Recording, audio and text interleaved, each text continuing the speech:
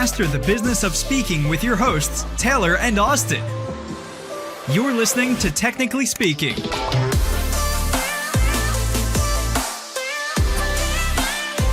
Welcome to another episode of Technically Speaking. We're your hosts, Taylor and Austin, and in today's episode, we're talking with Annette Brechbill about the trends of the speaking industry, the must-have assets as you grow your business, the inside scoop from the perspective of a bureau, and the future of the speaking industry. Now, Annette is a speaker's agent, a virtual event content creator, TEDx executive producer, and member of the International Associations of Speakers Bureaus.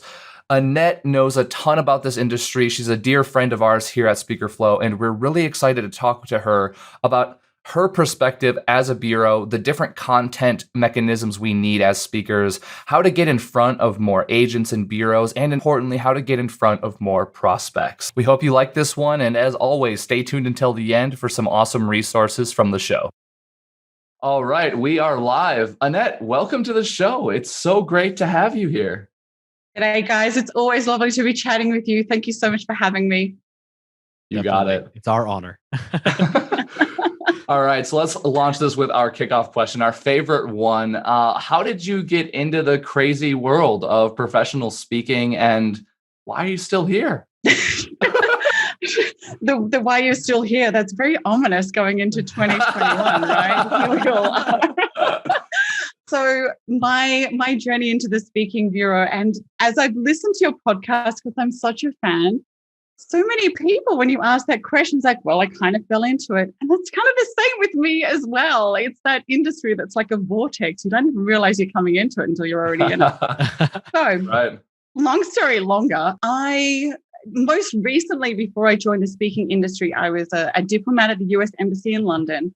My job there was to facilitate a lot of like high-level visits coming over from the US into London. And so it was a very active, relationship. And I really fell in love with the power of stories and words. And, I always say that words matter and stories will change the world. Well, I got a really front row seat to that with my work at the US Embassy in London. My husband's military. So when we moved from London back to Washington, D.C., I was like, okay, well, now what am I going to do? So I got on Indeed and I just plugged a few things into, the search engine that I was looking to do, like travel, diplomacy, speaking, travel, all these kind of different parts of, my kind of eclectic background that I've done in the past.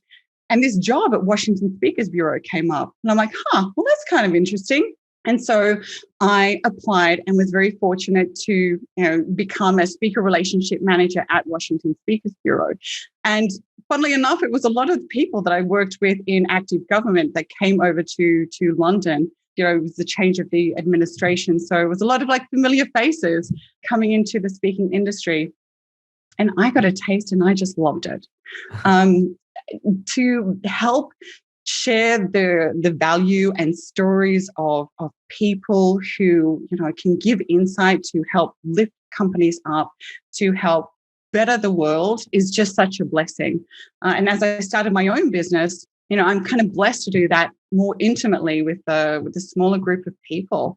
And I just love it. And I'm still here because I love it. I mean, I'm hooked. I can't get out of it because what other industry is there where you can have such a direct effect on, the direction of incredible organizations that are kind of out there looking to help the world and lift each other up? I love it. Amen to that. We feel the exact same way. So we definitely have that in common. Plus, there's never a shortage of interesting people to talk to. I mean, the very nature of being an expert who speaks is that they have an expertise of some kind and usually a really cool story to go along with it. So, I mean, not only do we get to have an impact on the world by helping these experts share their messages far and wide, but we also directly benefit from it by knowing really cool people. So it's both for us here at SpeakerFlow. I don't know if you relate to that or not. I absolutely do. And I leaned heavily into that in 2020. One of the speakers that I manage, Liz Bohannon, she has this incredible socially conscious fashion and lifestyle brand. And they went through a big dip in March, and then she was able to pull it out in Q2, Q3, and now they were killing it in Q4. And how lucky am I that I get to work directly with her? And it was by, sharing the tip and her helping me with my business that really pulled that out. I mean, what a blessing to have a direct connection to these incredible business people, to lift up my own business and kind of keep it going and help me. Dare I use the word pivot? Are we allowed to use that anymore? I don't think so. No, I don't think so. I think we need to come up with a new word. But to help me sustain the health of my business, through 2020. So I completely agree with you. It's like an embarrassment of riches for knowledge working in and around this industry. Yeah. Agreed. Well said. So I'm curious. I mean, you've been in the bureau space and been working with speakers for a while now. What do you see today that's different from when you were first entering this industry? Oh, gosh. I mean, there's been a huge amount of changes, some great, some are going to take some getting used to. But I remember when I first started in the industry, it was, well, for a start, the biggest glaring difference is the lead times. I remember, we would do date checks and confirmations and contracting for the speakers that I managed at WSB 6, 12, 18 months out. That was kind of normal. And then even towards the end of my time there, that sales cycle got shorter. And what I'm seeing now is a really standard practice out there is that the sales cycle is measured in weeks, not even months. It's measured in weeks. So, it's exciting because, you just never know. If your calendar's looking a little bit bare, just hang on there, because that doesn't mean that next month is going to be terrible. There's still definitely business to be had out there, but that sales cycle kind of shortened up. And obviously, the whole switch to virtual, I don't know that I ever booked a virtual event for the whole entire time that I was at WSB. It was kind of talked about and, platitudes of like, wow, I wonder where the industry is going to go. And all these technologies are coming forward. And maybe, we can speak to audiences all over the world. Wait a little while, because that's going to be forced upon you. And that's what we saw of last year was, the change and the disruption kind of happening to the industry for virtual. And I don't know that there's anyone in the industry that wouldn't agree that last summer was a pretty rocky road as far as virtual events goes. There was a ton of learning. Some things worked, some things we decided that we, probably wouldn't do again. But towards the fall of last year, the quality and the content of virtual events has kind of taken off, and it's so exciting to be part of, and it's so exciting to think about where that might be going in 2021.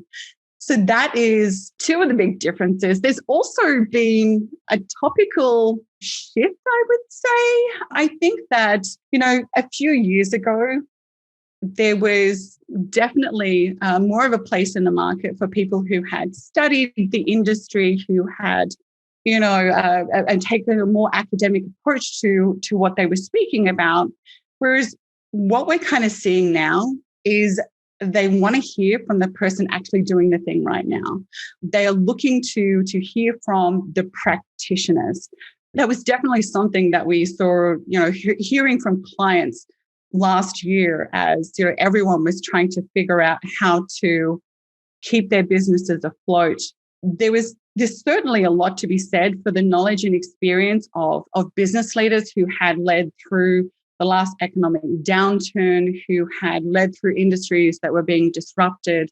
But to hear from business owners that were actually doing the thing in 2020, to speak about it in 2020 and into 2021, there's definitely a push towards that in the marketplace. So, solutions orientated practitioners is really where the industry is pushing out as far as content goes.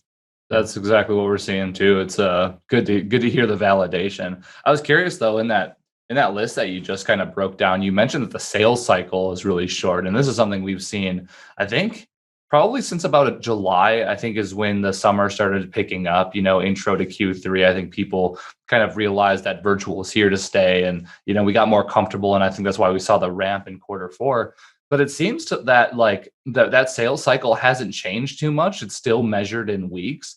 I've been always curious about this since it started, but is that because events are popping up sporadically and this is a reactive measure by the people who are putting on these events? Or is it just because it's simpler for them to put it on? Like, do you have any context for why the sales cycle is so short? And if we can expect it to lengthen once people are maybe more acclimated to the virtual event space? That's a really great question.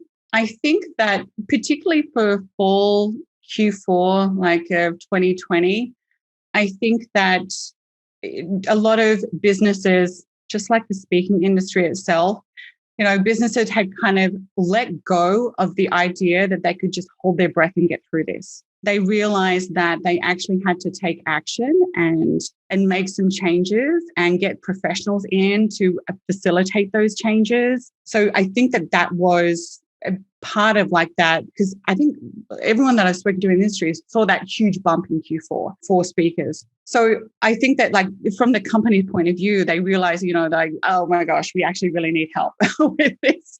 And I think that what I'm seeing as a trend as we kind of come into 2021 is that there is, just events that are kind of like popping up that the CEO or the C-suite of an organization is getting together and they are, identifying this problem. They know they need to make a change quickly, drastically now, and they need to bring someone in to do that. So that's kind of the mentality from the client side. I don't know that any of the clients would agree that it's easier to put on an event, because I don't know that we're over the learning curve yet. Mm-hmm. I mean, I don't know that I'm over the learning curve yet. It's as I was speaking to a speaker yesterday, as we were trying to sort through a technology issue, I'm like, I wonder will we look back on this time now and think about it in the same way that we think about pages, right? Like it's so archaic, and how could we even have thought that was the best way to do it? I'm waiting for things to kind of get up over that hump of ease. So, to kind of answer your question, I think that it is kind of client driven, because organizations are not wanting to make plans 6 months out. Because I don't know, 6 months ago, they couldn't have guessed that they'd be here now, and who can guess where we're going to be in another 6 months? So I think that they are looking at their organization more in sprints and to be able to bring in speakers for their events. It's a super interesting perspective. It makes sense too. Mm-hmm. I'm actually curious from your side. eSpeakers recently launched a certification for speakers to become virtual event hosts. I mean, I think a lot of people heard about the, virtually certified thing where you could, present virtually, but actually a whole certification dedicated to running the actual virtual event in addition to speaking. That was the whole philosophy. And apparently it's been really popular. And I can understand that because a company has to put in a significant amount of resources in order to figure out how to do this thing. Whereas a speaker being, that being the focus of their business, they probably have more availability to learn how to do that, let's say, without as many complexities. So I think that I understand that, but I'm curious from your seat, and maybe you don't have an answer to this, but do you think it's going to stay that way? Do you find that companies are investing in their own internal ability to run events or associations or whatever other organizations might have these virtual events? Or do you think that the onus is going to continue to be, and maybe even increase, on the speaker? I think that the responsibility coming over to the speaker is always going to be part of, the portfolio of responsibility on that side, because gone are the days for for at least the foreseeable future where you kind of just turn up and you speak on stage and then you give the tech guys a high five on your way out and you're done.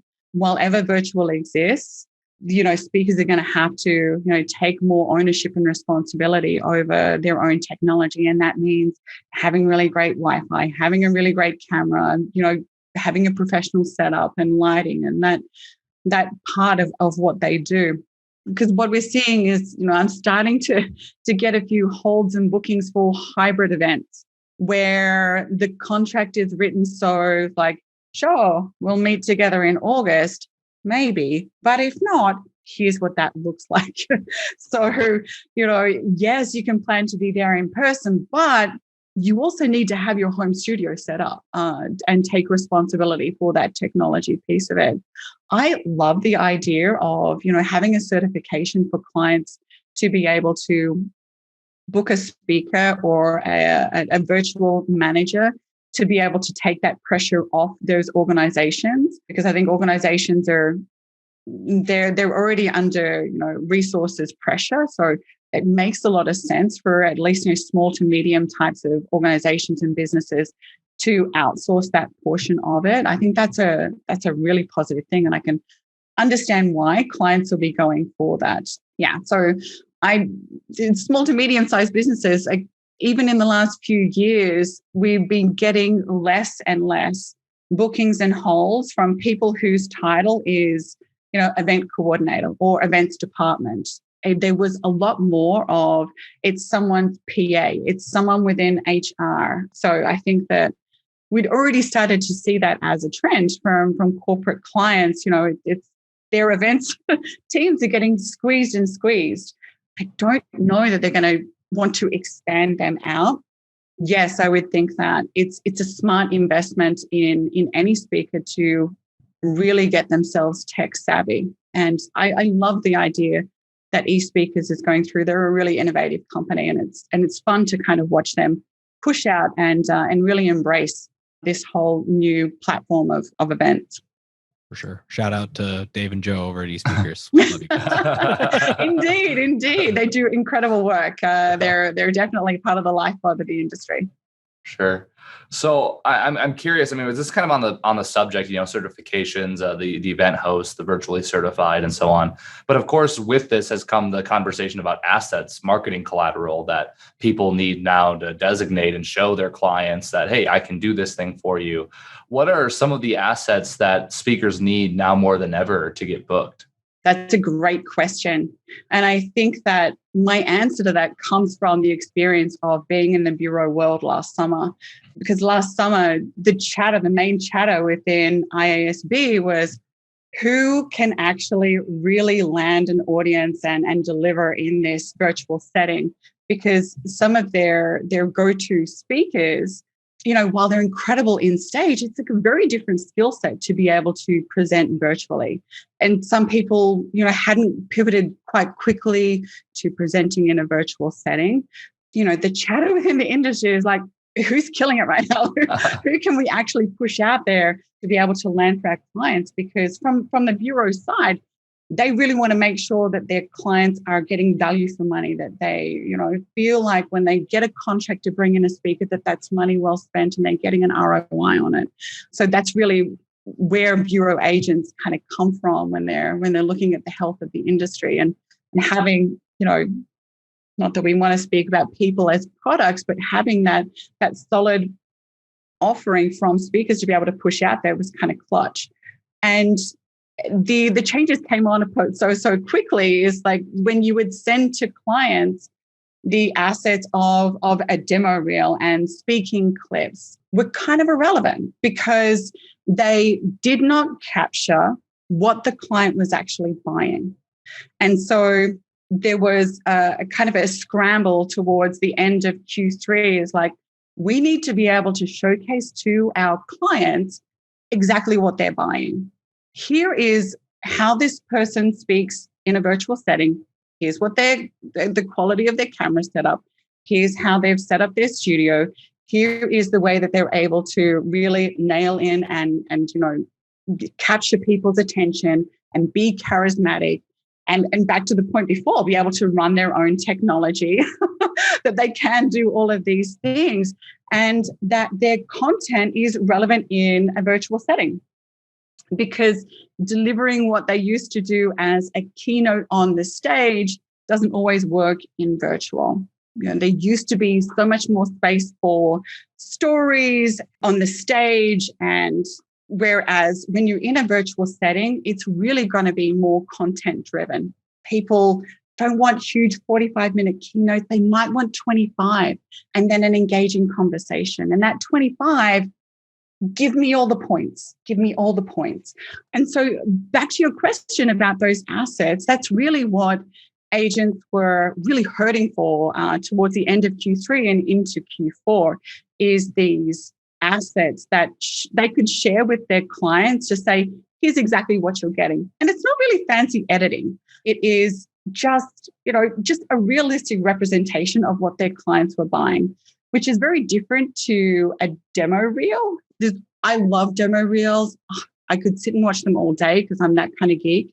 But it's a very different product to a demo reel. It's very content driven, very content heavy. So that's really what the market is looking for, and will continue to look for into 2021 and beyond. I mean, that makes sense. You need to understand what you're actually going to get. And if the videos that you have aren't representative of the world that we're in today, then how can you know? Somebody that does an amazing job on stage could show up with a low resolution webcam and bad audio, and you can't even hear what they're saying. And that doesn't line up with the expectations of the audience either. And I'm curious from your seat, I know this is sort of tangential to this thought, but how much do you find that production quality matters when it comes to creating these types of assets? Because I think that, and I don't mean to ask questions on top of questions, but just to clarify a little bit, like, I think that so many people put so much pressure on themselves to have these crazy in-home studios. And like, don't get me wrong, I 100% think that production quality matters. But I guess my question is, to what extent does production quality matter, do you think? That is a really great question. And the industry would agree that great content delivered simply wins the day. It's always the same as standing on a stage, and it's the same now in virtual as well, is, so long as your content is really, really solid, that's the first thing that you should be thinking about. So long as you do have a professional-ish quality camera, you don't have to spend thousands on that. A ring light that you can buy on Amazon for a bit more than $100. A decent microphone like we're all speaking on now is, maybe $150. You don't have to spend thousands to be able to get a quality of system that is completely acceptable out there in the marketplace for clients. And I have seen some incredible setups. Some incredible people have turned I think Vin Yang has turned his whole garage into this incredible studio. He took IASB on a tour of it, and I was like, wow, this is so cool. And his presentation is really dynamic, and it's really interactive and that sort of thing. But then we've also had great presentations from people who were just sort of standing there, pouring into the camera, asking good questions, delivering great content, have that charisma and that spark about them. And there is a place for both of those in the marketplace. So if you're a speaker who is really more about content heavy, and you can deliver that without a bunch of flash and technology, rock on to you. Go on with your bad self. Don't feel like you have to feel pressured to, create this whole epic in-home studio. It's not necessary. Just really pour yourself into your content. Think about the client. Make it personal. Do your research ahead of time. Clients are going to remember that so much more than, oh my gosh, they've got the brand new camera. Nobody really cares about the camera so long as we can see you. So that's where I would fall on that sort of technology side. Amen. Well said. Thanks for clarifying that. Definitely.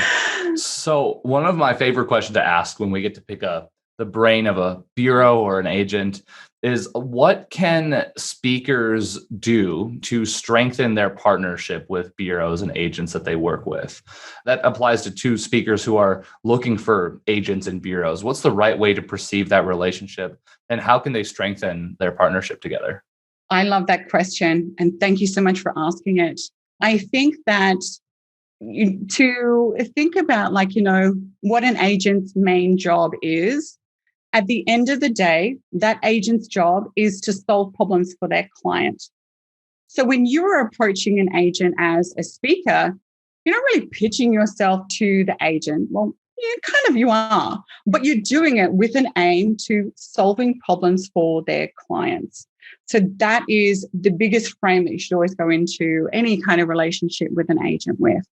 what that means is, and you also want to make it easy for agents as well, because agents need to move very quickly. They've got an enormous sales funnel and they really need to be moving through what they're doing very, very quickly. So anything that you can do to expedite their processes, fantastic. So that really means responding to them lightning fast. And that's kind of measured in minutes, not hours, is responding back to them, giving them exactly what they need without like speaking in platitudes to be brief, because these are sales guys. They speak to them kind of like salespeople, and also provide them with assets that they can, that are bureau friendly, that they can send directly out to clients. And when I use the term bureau friendly, what I mean is that it does not have any of your own branding on it. It has your photo, your content, the key takeaways, maybe some links to some of your clips and examples of what you do, but it doesn't have your email and your phone number and your website kind of on the tail end of that. What they want to be able to do is send it to clients and then put their own branding on the back of it. So their client knows to come back to them to actually complete the booking. So making sure all of the assets that you send over to them are bureau friendly. Beautiful. I love it. Simple and easy. And you heard it right from the source, people. Exactly right. Yeah, it brings up a good point. I mean, it's just being easy to work with. If you're hard to work with, I mean, not only do bureaus and agents not want to work with you, but the clients aren't going to end up wanting to work with you. And I think the whole idea of having an agent or working with the bureau is it's this symbiotic relationship. It's a true partnership between two people looking to serve the client. Some beautiful things can happen, but I mean, both parties need to be prepared. And I think sometimes we forget that agents are yes, doing us a service by, putting us in front of big clients, but more importantly, they're solving problems for their clients and we just happen to be good fits for them. So thank you for expanding on all of that.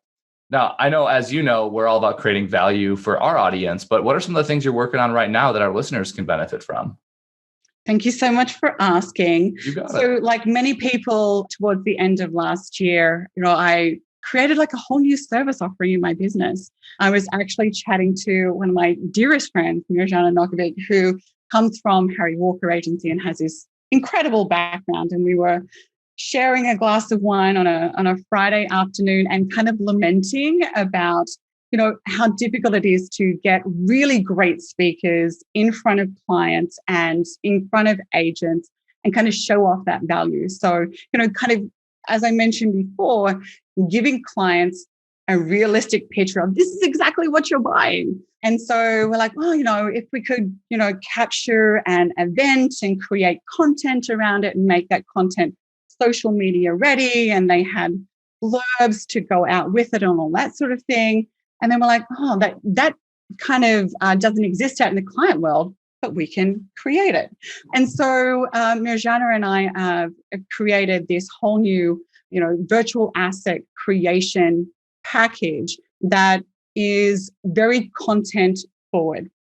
And it is created not to take the place of a demo reel. It is created to, really show audiences exactly what you're getting. Here is the value add. Here is how this speaker understands this niche that they are looking to speak to. They understand the problem that client is having, and then they position that speaker as the ideal person to be able to go in and solve that for them.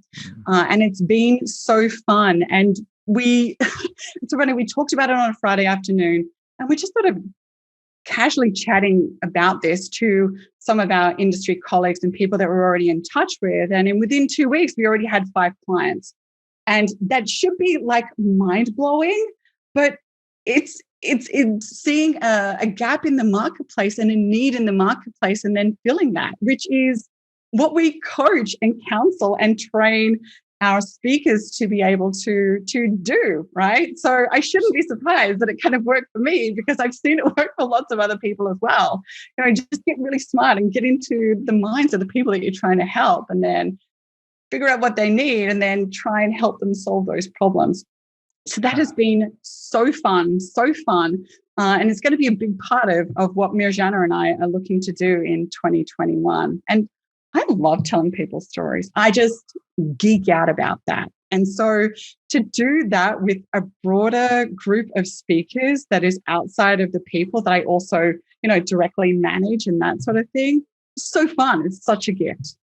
Absolutely. Well, we'll put links down below. So if you want to learn more about that, you can. And if you like this episode, don't forget to rate and subscribe. And if you want more mind-blowing resources like this, go to speakerflow.com/resources. Thank you so much for chiming in. I just wanted to take a second to thank our sponsor, Auxbus. Auxbus is the all-in-one suite of tools you need to run your podcast. And it's actually what we run here at SpeakerFlow for Technically Speaking. It makes planning podcasts simple. It makes recording podcasts simple. It even makes publishing podcasts to the masses simple. And quite honestly, Technically Speaking wouldn't be up as soon as it is without Auxbus. Thank you so much, Auxbus. And if you are interested in checking Auxbus out, whether you're starting a podcast or you have one currently, get our special offer, auxbus.com/speakerflow, or click the link below in our show notes. Thanks for tuning in today. Check the show notes for more info and see you next time. Later.